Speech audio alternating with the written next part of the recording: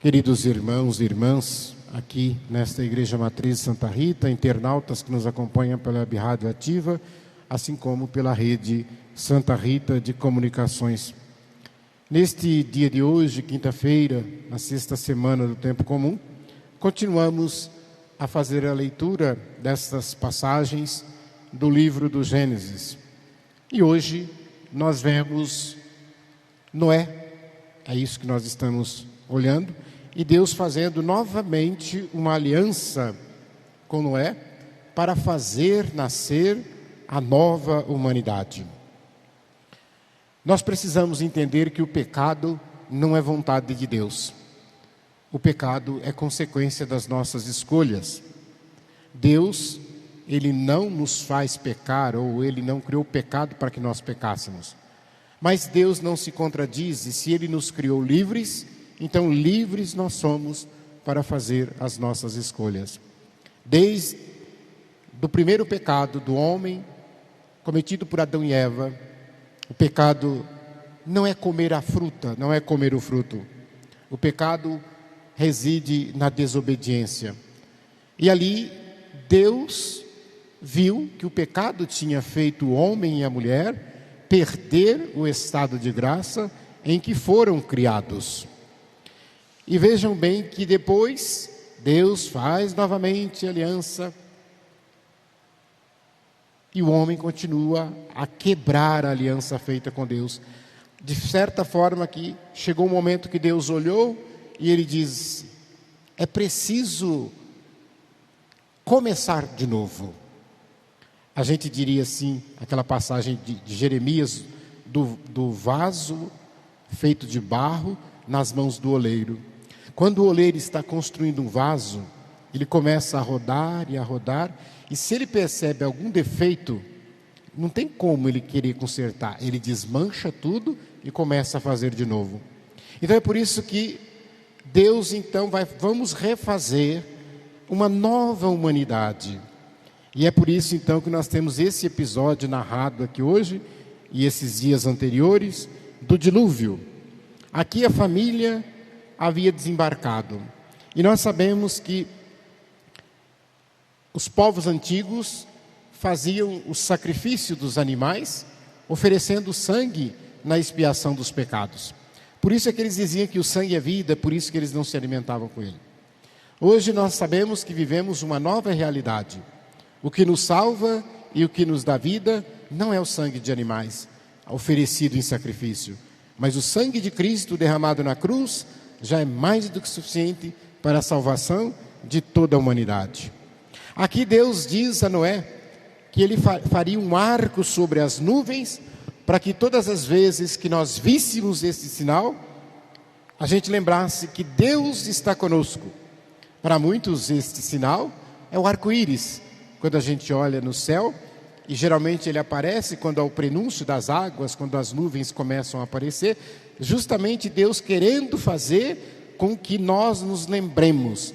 Quando tudo escurece, o céu escurece, a gente procura o arco-íris para não ter medo da escuridão, para lembrar que aquele sinal significa esta aliança que Deus fez com todos nós, ali naquele momento, com Noé, para dizer que nos ama, para dizer que não nos abandona, para dizer que estará conosco até o final dos tempos. Quando chegamos ao Evangelho, Jesus caminhando com os apóstolos, e ele faz uma pergunta: o que eles aí fora estão dizendo que eu sou? E as respostas daquela época são as respostas que os apóstolos dão. Uns dizem que o Senhor é João Batista, outros dizem que o Senhor é Elias, e a gente sabe que esses dois profetas já haviam morrido, mas eles tinham essa crença. Então Jesus vai e pergunta para eles: e vós, quem dizeis que eu sou? E Pedro então se adianta e responde: tu és o Cristo. Uma resposta sábia, mas a gente olha e pergunta assim: nos nossos corações de hoje, esta pergunta de Jesus, ela ecoa dentro dos nossos corações? Se Jesus chegasse hoje diretamente a cada um de nós e dissesse: quem eu sou para você, Ana? Quem eu sou para você, Bertolucci? Quem eu sou para você, Maria? Então, quer dizer, Jesus perguntasse: que resposta você daria? Qual a resposta que nós daríamos? Precisamos tomar cuidado para não dar respostas prontas. Dar respostas que não são nossas, são respostas dos outros, respostas de discursos bonitos, respostas de livros, de obras. Mas qual a resposta do nosso coração para Jesus? E principalmente por quê? Porque Pedro, quando diz tu és o Cristo, vem a pergunta para saber: de que Pedro estava falando? Porque Pedro talvez estivesse olhando um Cristo que ia dar vitória. Ele não queria, e os apóstolos também não, esse discurso de Jesus, que é o discurso da rejeição, o discurso do sofrimento. A visão de Pedro: Jesus é aquele que, se está conosco, vai dar tudo certo, todas as coisas se resolvem. Jesus vai pôr ordem na casa. Jesus, ninguém vai resistir a Jesus. E esta é uma ilusão que existe até hoje. Porque a gente pode dizer que o Jesus do tudo certo, o Jesus do mar de rosa, o Jesus da doce paz, da prosperidade, aquele Jesus que só dá vitória, vitória, vitória, vitória, aquele Jesus que me tira de todas as dificuldades, não me deixa sofrer, esse não é o Jesus do Evangelho. Esse é o Jesus do marketing. Esse é o Jesus de quem vende fé. E a gente precisa tomar cuidado para não comprar.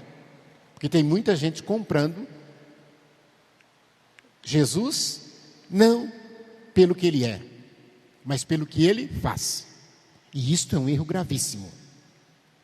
E nós não podemos cair nessa. Nós precisamos entender que nós somos humanos e nós temos limitações. Então, fica doente tanto quem está com Jesus quanto quem não está com Jesus. Morre tanto quem está com Jesus quanto quem não está com Jesus. Mas onde está a diferença? É a forma como o sofrimento é encarado. É a forma como a morte é pensada. Aquele que crê em Jesus, ele sabe viver a sua doença de maneira diferenciada. Esses caminhos largos, sem problemas, não é característica do cristão. A gente poderia dizer até assim: qualquer pessoa que trabalha com propaganda, que trabalha com marketing, se chegasse para Jesus, iria dizer para Jesus assim: esse discurso seu não vai convencer ninguém. Porque o senhor está falando de cruz, o senhor está falando de morte, o senhor está falando de sofrimento, o senhor está falando de prisão. O senhor acha que alguém vai te seguir? Mas Jesus falou a verdade. E olha que nós estamos aqui 2000 anos depois e somos seguidores de Jesus. Olha que coisa bonita. Como Pedro, às vezes nós proclamamos o senhorio de Jesus apenas com a boca, mas com as nossas ações, com as nossas atitudes, nós não somos às vezes coerentes. Quantas pessoas, por exemplo, pregam com a boca a pobreza, mas vivem na opulência. Pregam com a boca a paz, mas vivem fazendo o inferno na vida dos outros. Pregam a mansidão, a serenidade, mas tratam os outros como verdadeiros leões. Pregam a verdade, mas vivem na farsa. Então, meus irmãos, Jesus, ao chamar a atenção dos discípulos nesse evangelho, ele diz: não procurem a religião só da glória. A glória, muitas vezes, é consequência do sofrimento. Jesus só alcançou a glória da ressurreição porque Ele passou pelo sofrimento da cruz. E nós também só iremos alcançar a glória da ressurreição se passarmos pelo sofrimento de nossa cruz, porque todos nós também somos chamados, como imitadores de Cristo, a experienciar, a fazer a experiência da cruz. E aí, nós não vamos ouvir de Jesus o que Ele disse para Pedro: afasta de mim, Satanás. Pedro era Satanás? Não. Pedro era seguidor de Jesus Cristo, apóstolo, santo da igreja, o primeiro Papa. Mas o que Jesus quis dizer para Pedro naquele momento é que Pedro se deixou tomar pelo pensamento de Satanás. Pedro se deixou levar pelas coisas do mundo e não as coisas do alto. Então nós devemos tomar cuidado para também não sermos iludidos pelas coisas do mundo, não sermos iludidos por Satanás, e de repente a gente acha que está seguindo Jesus, mas não. Porque se perguntarmos o que significa perder a vida por causa de Jesus e do Evangelho, é perder para ganhar.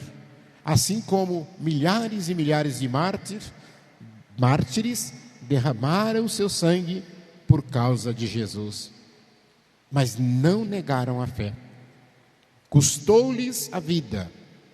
Então que nós possamos pensar nas nossas pastorais, nosso trabalho na igreja, quantas vezes tão estafantes,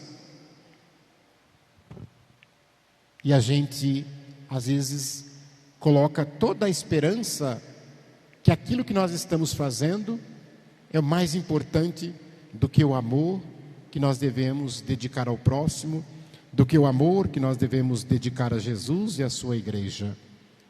Aquilo que tem que fazer, nós vamos fazer, mas não é o principal, não é o mais importante.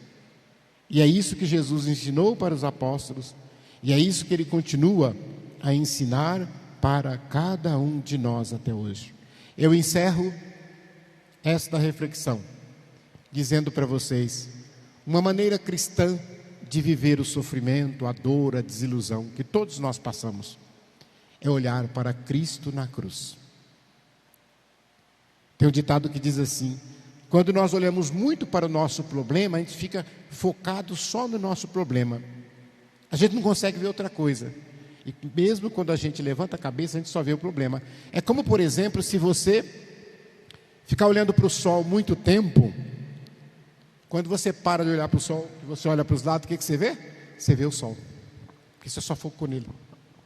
Então, se tiver que focar o seu olhar, foque em Jesus Cristo, porque se o seu olhar sair de Cristo, ele vai continuar Cristo no seu olhar. Olha que coisa bonita, o seu olhar sai de Cristo, mas Cristo não sai do seu olhar. Amém?